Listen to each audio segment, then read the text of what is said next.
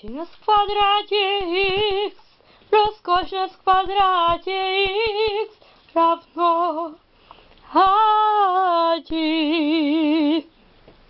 Синус в квадрате х равно 2 синус х косинус х.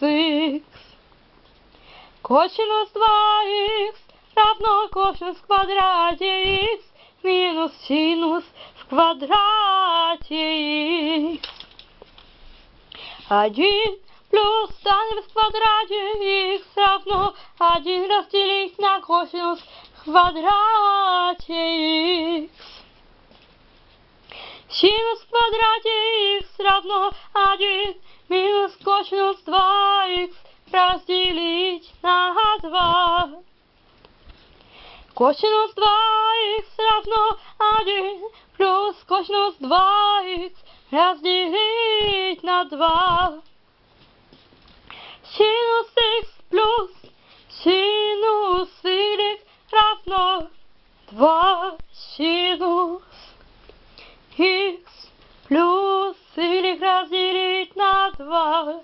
Косинус х минус y разделить на 2. Синус х минус синус y равно 2 синус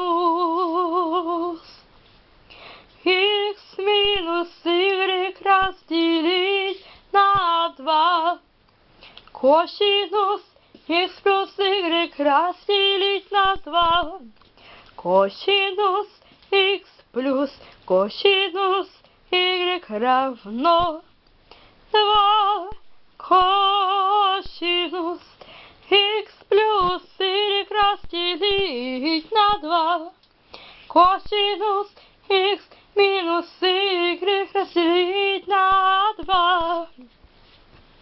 Косинус х минус косинус y равно минус 2 синус х плюс y разделить на 2. Синус х минус y разделить на 2.